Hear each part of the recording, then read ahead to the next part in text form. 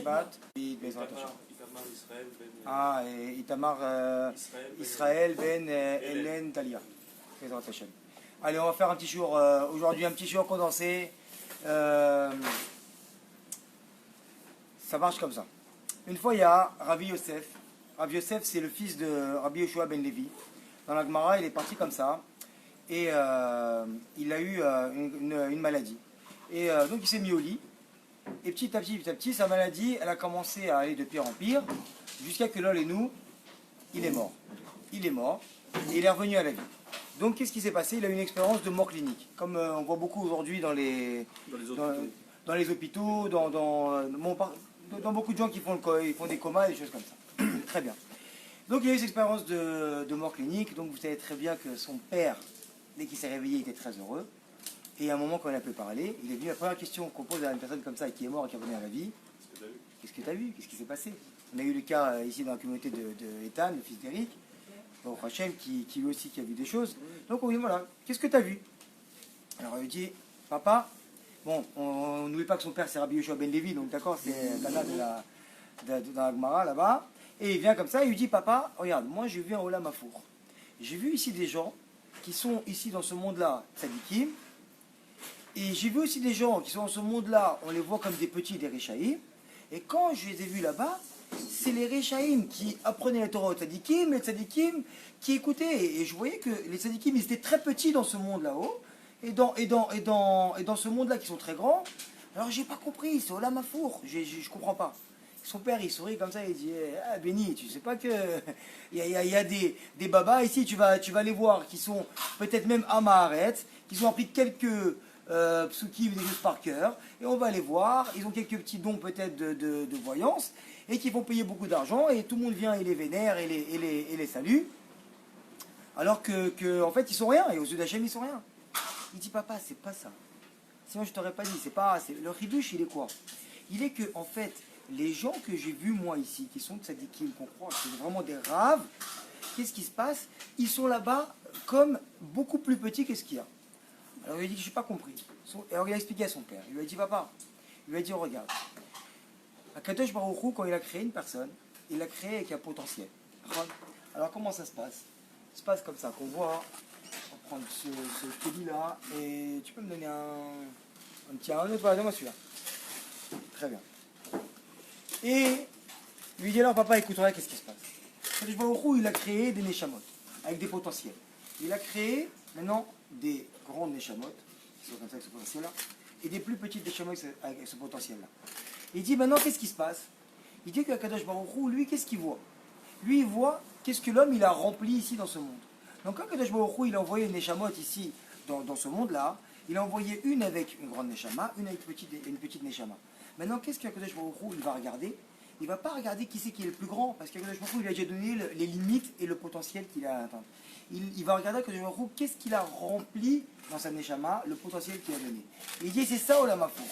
Il dit, j'ai vu ici des rabbanim qui étaient ici, par exemple, des roches kolélim dans la vie de tous les jours, ou des grands rabbanim, et que eux, ils avaient le potentiel de devenir Rav Shrouna, Rav d'Ashdod, Rav d'Israël, et qui sont restés maintenant, eux, quoi, avraires, dans un kollel, et toute la journée. Alors nous, on vient tous les jours, on les voit comme des tzadikim, mais Akadosh Baruch Hu, il leur a donné une machine puissante, il leur a donné une Ferrari, et eux, ils sont en train de rouler en deuxième, et d'arriver. Il dit, c'est ça le Inyan.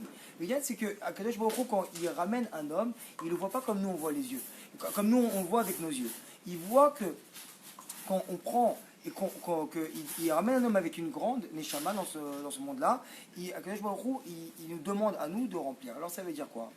Ça veut dire qu'on peut voir au jour d'aujourd'hui un rave, et on va l'appeler Rav, et qui est grand, mais aux yeux de Kadosh Baruch Hu, ça peut, Rav Shalom, être limite un rachat. Parce que pourquoi?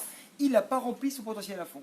Et maintenant, un Mavdil, alors qu'est-ce qui se passe? Qui va nous donner beaucoup d'espoir, c'est qu'on va voir un chauffeur de taxi, que lui on voit tous les jours, et qu'on est là, et qui vient ici faire Mincha Arabit, on en a un ici, Baruch Hashem, qui habite à côté, et qui vient, que tout le monde le voit peut-être comme ça, comme une personne simple. Et cette personne-là, qu'est-ce qu'il va faire? Kadosh Baruch Hu lui a donné une neshama peut-être comme ça. Mais il va faire rentrer les gens dans sa voiture. Il va leur ouvrir la porte. il va être souriant, il va leur raconter des blagues, il va leur donner de la joie. Quand une personne elle vient, elle est un petit peu en dépression, qu'est-ce qui se passe, madame? Elle va commencer à lui raconter ses histoires. Et voilà, et mon fils il me fait ça, et mon mari il joue aux cartes, et je sais pas, et tous les jours je me couche à 3 heures du matin parce que c'est moi qui subviens aux besoins de la famille. Et lui il va venir, il va lui remonter le moral. Après, il arrive quoi? Il arrive qu'il va avoir un embouteillage. Écoutez madame, si vous voulez vous pouvez descendre maintenant. Parce que moi, je vais faire demi-tour peut-être. Parce que si on commence à rentrer dans ce bouteillage-là, je vais gagner beaucoup d'argent, mais vous allez en perdre beaucoup. Et dans tout ça, en fait, il va remplir, lui, son potentiel à fond. Et en fait, quand ce rave-là, qui peut être un rave de Kehila, et cette personne de taxi-là, qui va être une simple personne à nos yeux, quand ils vont monter aux yeux de Akadosh Baruch Hu, ça veut dire le chauffeur taxi, lui, ça va être un tzaddik, et aux yeux de Akadosh Baruch Hu, peut-être que ce rave-là, il va être un rachat. Et c'est ça qu'il lui a expliqué là-bas, Rabbi Yosef, à son père. Il lui a dit, voilà qu'est-ce qui se passe là-haut dans le ciel, c'est que ici sur la Mafour, on ne peut pas voir ici le potentiel des gens, on peut juste voir ce qu'on voit. Et c'est ça le problème qu'il y a, c'est à l'homme de Sheker. Maintenant, Akadosh Baruch Hu, qu'est-ce qu'il voit chez nous? Il voit que l'effort qu'on fait dans la chose. Si une personne est venue et que dans sa famille, ça veut dire quoi? Rentre à la maison, un homme il vient et que sa femme elle lui met elle lui crie un petit peu, elle leur met un petit peu, elle leur met un petit peu en question, et que lui par rapport à ça il se retient, donc il fait un effort. Après elle lui dit écoute, il vient s'asseoir sur le canapé, il se dit ah je suis arrivé un jour de travail, écoute sors-moi les poubelles s'il te plaît, et qui vient, qui fait un effort, et que chaque chose comme ça qu'on fait dans la vie, des choses simples. Alors Akadosh Baruch Hu, qu'est-ce qu'il va dire? Il va dire que moi j'attends pas de toi de venir chez Rabbi Shimon Bar Yochai, parce que je sais très bien que je t'ai donné une petite neshama qui est comme ça, mais j'attends de toi de devenir toi-même. C'est pour ça qu'à 120 ans, quand une personne elle meurt, elle voit comme ça une grande neshama avec une grande lumière. Et qu'est-ce qu'Akadosh Baruch Hu? Il lui dit waouh, c'est qui ce tzaddik là? Nous on pose la question, c'est qui? Alors Akadosh Baruch Hu il vient, et il lui dit ce tzaddik c'est toi à ton potentiel rempli à 100%. C'est ce que toi tu aurais pu être, c'est ce tzaddik-là que toi que tu aurais dû être, et ce que j'attendais de toi. Donc une personne qui vient au jour d'aujourd'hui et qui remplit son rôle de père, de mari, de frère, d'ami, de conseiller, dans son travail qui va être honnête, tout ça, Akadosh Baruch Hu, il lui a préparé tout ça. La femme, une personne qui vient qui va dire moi j'ai la femme la pire du monde entre guillemets, et pourquoi lui, regarde sa femme, il peut lui crier dessus, elle lui dit rien, et moi à peine je vais lui demander l'heure, elle va m'étouffer. Alors qu'est-ce qui se passe? Il faut comprendre de là que Akadosh Baruch Hu t'a donné les kélim pour venir et remplir ton potentiel à 100% dans ce monde-là. Quand on vient et qu'on va dire Akadosh Baruch Hu, moi pour moi, je suis venu, j'ai mis les téphilines, j'ai fait mes petits téhilim, j'ai fait mon petit seder du matin. Il m'a dit mais pour toi, est-ce que c'est difficile de faire ça tous les matins? Alors il dit non, moi c'est venu ragil maintenant, je suis normal. Alors Akadosh Baruch Hu, il veut qu'on soit pour lui comme des yonim. C'est marqué que c'est quoi yonim là-bas? C'est des colombes, des pigeons. Pourquoi les pigeons? C'est quoi le nial là-bas? Il dit parce qu'un pigeon, vous allez regarder toujours qu'une colombe ou un pigeon, qui sont dans la même famille, quand il s'envole, il ne peut pas faire comme l'aigle. C'est-à-dire que s'envoler, et au moins stagner, laisser ses ailes plates, et qu'il puisse planer comme ça sur peut-être 300-400 mètres. Et après, il remet 2-3 coups d'aile et il replane. Il ne peut pas faire ça le pigeon. Le pigeon, qu'est-ce qui se passe? Il bat des ailes, il monte. Dès qu'il arrête, il descend. Et c'est exactement ce qu'il veut à Kadosh Baruch Hu. Il veut que nous, dans notre vie à nous, avec nos potentiels à nous, avec nos enfants à nous, avec notre femme, notre patron, notre travail, notre Keïla, les gens qui sont autour de nous, il veut que ce soit nous qui fournissons l'effort, et que si nous on fait l'effort avec tous ces gens-là, alors qu'est-ce qui se passe? On sera aussi grand que Rabbi Shimon Bar Yochai. Maintenant, quand on vient tous les matins à la prière, on fait quoi? Laël Baruch, Neimot Itenu. C'est quoi Laël Baruch, Neimot Itenu? C'est que pour que Hachem, lui qui soit béni, qui soit bien, faire le meilleur pour Hachem, Neimot Itenu, c'est quoi? Neimot, c'est les meilleures choses qu'on a, on va lui donner. Alors, qu'est-ce qu'on a dit tout à l'heure? Que la personne qui vient, qui fait son petit salaire de Tehillim, qui se réveille à 8h pour venir à Tfila, à 8h30 par exemple, qui met ses têtes tous les matins et tout. Et pour lui, ça devient une routine quotidienne qu'il a pu abattre des ailes, mais qui doit planer comme l'aigle. Alors quoi? Pour lui, Akadosh Baruch Hu, il dit toi maintenant tu montes plus. Donc moi je t'ai donné un potentiel qui est plus grand que ça, mais t'es monté d'un grade. Maintenant tu dois pas planer toi. Tu es obligé de encore faire un effort parce que ce que moi je paye, Akadosh Baruch Hu, il dit c'est l'effort. Comme on le sait très bien, qu'une personne qui vient et qui étudie une demi-page de Gemara en une journée, mais qui a fait l'effort nécessaire, elle va être récompensée autant qu'une personne qui va venir, qui va faire 12 pages de Gemarot en un quart d'heure, parce qu'elle n'a pas fourni le même effort. Akadosh Baruch Hu, il ne regarde pas le résultat, parce qu'Akadosh Baruch Hu, c'est lui qui donne le résultat. Il regarde que l'effort qu'on fournit. Alors maintenant, qu'est-ce qui se passe? Ne'imot itenu, on a dit là-bas, c'est quoi? Le meilleur de moi, je vais donner. Ça veut dire quoi? Ce que je peux au maximum, Akadosh Baruch Hu, c'est pour toi. Sauf que tu rentres à la maison maintenant, tu demandes à ton fils de ranger sa chambre. Non seulement il ne range pas sa chambre, et en plus il te répond, et après tu lui dis un mot, il claque la porte et il part. Alors Ne'imotitenu, c'est ça, Akadosh Baruch Hu, ça je donne pour toi. Je ne vais pas maintenant, s'il a 7 ans, c'est sûr qu'on le reprend peut-être même par l'oreille, on lui met une petite fessée, on lui range sa chambre. Mais s'il a 18 ans, c'est quoi? Alors on sort dehors, on commence à lui crier dessus, écrire devant tous les voisins, on fait déjà un cri ou la chaîne parce qu'on a une qui passe sur la tête. Deuxièmement, on vient l'ifné hiver au Tifné Mirchol parce qu'on va commencer à lui crier dessus. Qu'est-ce que ça va faire? C'est que lui, en fait, le fait que maintenant il a un âge avancé, on lui crie dessus, il doit nous, malheureusement, avec son caractère et tout ça, il va nous répondre. Donc qu'est-ce qui se passe? Devant un aveugle, on ne met pas d'obstacle. C'est-à-dire qu'il y a un père qui est au jour d'aujourd'hui et qui, son fils, il a 18 ans, 19 ans, c'est plus un âge d'éducation parce qu'on ne peut plus éduquer, dire à nos enfants, fais ça, on propose. Ce qu'on a, nous, c'est qu'on propose à cet âge-là. Donc si maintenant un père, il vient, comme on a dit, le fils qui habite à la maison, qui a 18 ans, qui ne range pas sa chambre, on sort dans le couloir pour venir et commencer à crier avec lui, et tout non seulement on va lui mettre un obstacle devant lui parce qu'il va répondre à son père et que lui va faire une erreur et une faute par rapport à sa Torah, et deuxièmement, qu'est-ce qu'il va y avoir?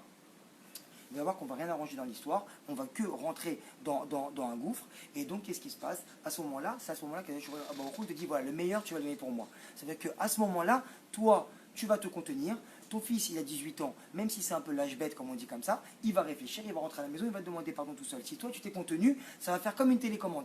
Là, des fois, les gens, ils viennent, ils veulent changer la chaîne de la télé, façon de parler, et qu'est-ce qui se passe? Il n'y a pas de bouton sur la télé. Il dit, ah, papa, elle est là, la télécommande. Elle est là, tu appuies ici sur le bouton, toi tu es là-bas au bout, tu appuies sur le bouton, la télécommande, la chaîne elle va changer. Mais qu'est-ce qui se passe? Donc ça veut dire qu'on comprend que quand on va donner le plus de nos efforts à Akadosh Baruch Hu, alors Akadosh Baruch Hu, il va venir et il va régler et il va arranger même les gens de notre famille.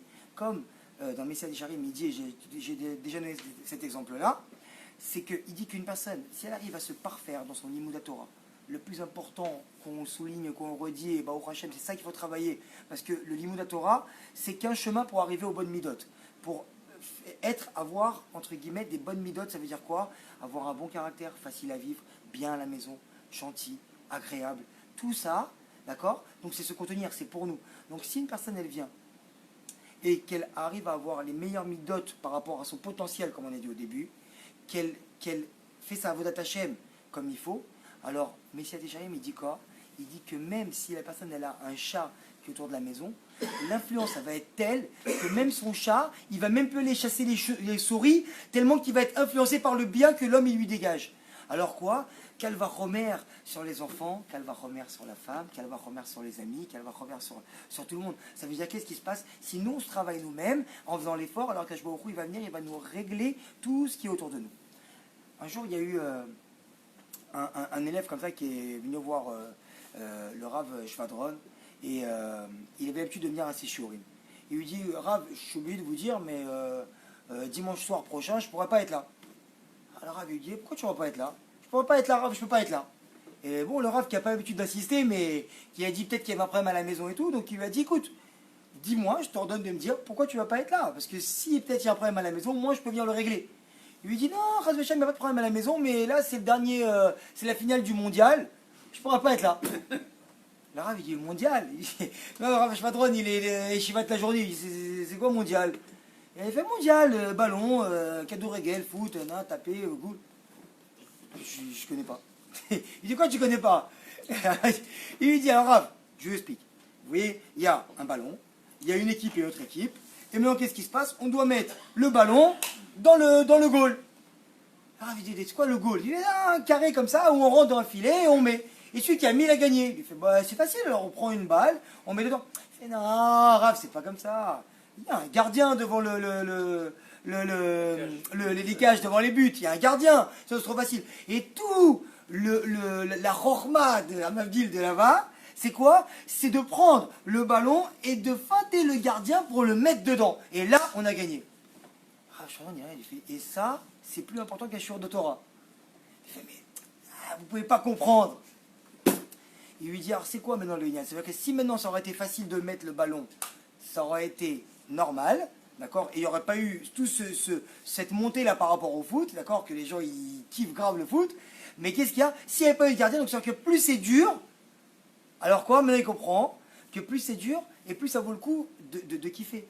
Alors il lui dit, alors calva Romer, il lui a dit, regarde, avant quand tu venais au Shiurim, tu venais normal parce que tu n'avais rien à faire, on va t'être à la maison. Tu viens, tu traînes à la télé, tu traînes dehors, tu bois un café, tu es devant ton portable. Alors tu dis, bon écoute, quelle heure, quel jour on est là? On est dimanche soir, c'est qu'on verra Shvadrod. Alors je vais venir m'asseoir, je vais venir prendre, au milieu d'être à la maison, je vais être là, je prends une mitzvah. Il dit, mais c'était pas dur, papa, c'était comme l'aigle et la yona. C'est la même chose, c'est ton potentiel n'est pas rempli.